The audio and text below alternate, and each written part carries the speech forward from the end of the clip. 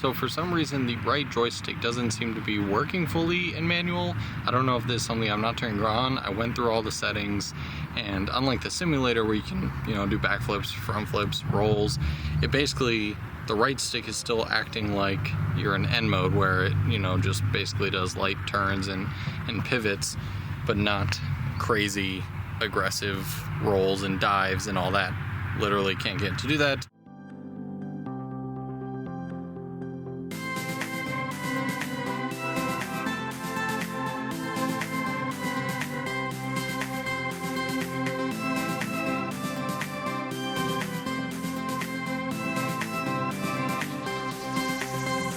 A lot of you were trying to help out, and I greatly appreciate it. But after the first couple hours of the video going live, I started seeing the same comment over and over and over and over, and so I decided to throw on the goggles, check it out, and what do you know? Sometimes the comments are right.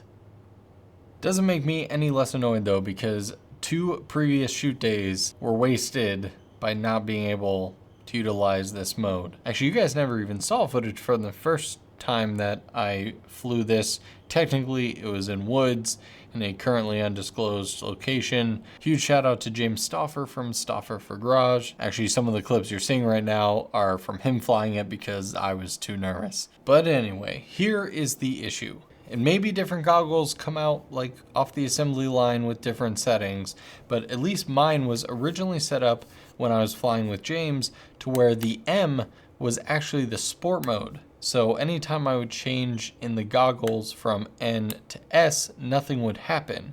But then when I'd go from S to M on the remote, it would go from N to S in the goggles. And I was like, do I just have like a broken remote? All the firmware was up to date and everything. So then I found in the advanced settings of the goggles that the M is actually labeled as custom mode, and you have to change it from sport to manual. And I was like, okay, that's super weird, but whatever. Finally, I got manual mode. So again, I threw it up in the normal and S mode, and that's where you guys saw it in the first park the other day when I threw it into manual mode, and now it was starting to fly around just like an FPV drone, but still I couldn't, like the tilts were very limited. I couldn't like barrel roll, I couldn't flip. And so what the final step was going in the goggles, we got the menus and then controller. And then under like the gain and expo, you'll see like a chart with a bunch of different parameters that you can adjust to your liking. But there's a big old switch at the bottom that was like M attitude limit or something like that. And for me, that was on by default. And what that does is limits the amount that it will tilt, roll, and all that good stuff. So literally just flip that switch off, and now we have full manual. See, I don't have any problem with DJI having a couple safety measures before you just accidentally flip this switch to manual and the drone just starts going crazy. But there were just nowhere in the indicators that was like, if you want full access to whatever, you gotta flip this off. Is that in the user manual? I'm sure it is. Also, I was getting a joystick control error, and somebody suggested just doing a remote control calibration.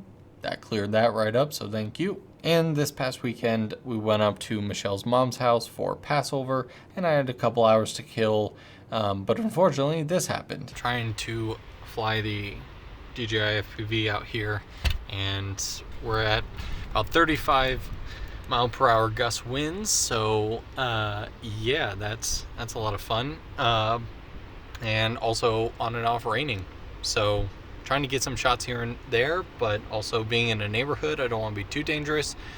But I gotta say, in the goggles and everything, you can tell the wind is affecting it a lot, but I know it adds EIS, electronic stabilization, after the fact in the post-processing, so maybe in the footage that you are seeing and the footage from the computer is looking a little bit better.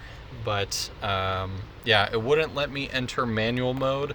That could be because I was at 40% battery left when I tried to enter, or I don't know if it was because it was too high of wind. I didn't get any wind errors like I've gotten on my Mavic in the past, so my guess is it was the battery thing, because manual mode obviously eats up a lot more battery faster. So I'm going to put in a fresh battery and see if even with these winds I can get a little bit more manual mode in.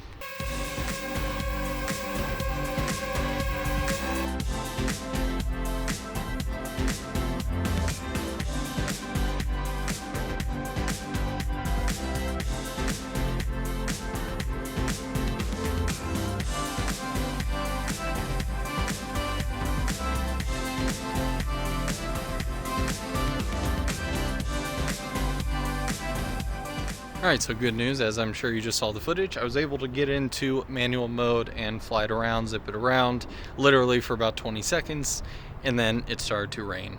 But again, the super high winds, I did my rolls yesterday. I definitely know it works, but I'm still not fully comfortable, especially in a neighborhood, to do flips and rolls in 35-mile-per-hour winds in manual mode. So,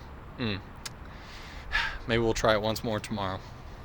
So I still got to fly it a bit, but with the crazy winds, I just wasn't risking, not really just the drone, but I was in a neighborhood, and so people, cars, property, I'm not messing with that. But finally, I was literally on a shoot filming Pocket 6K Pro footage, and I was like, this park is perfect. It's got open spaces, it's got water, it's got some trees to weave in and out of. Let's throw the drone up one more time. And so I actually was able to do flips and rolls and fly through my first obstacle of trees without hitting anything, and I felt super accomplished. I didn't get the perfect like dive and spiral down sort of thing. There wasn't cliff or anything really good to do that. I got freaked out every time I was upside down, and then like I saw the ground incoming at like 90 miles an hour, so I just kind of scooped up real quick. But I definitely felt way more comfortable than I did even 3 or 4 days ago. And I gotta say, I still think this is a fantastic option for people getting into FPV. Because this is a consumer device, it's much easier to set up. I never had to learn soldering or specific wattage to charge batteries properly before they blow up. If I do crash it, I have a warranty to back it up to where I can get a replacement for a relatively low deductible. And most of all, you have some basic safety features. I can't tell you how good it made me.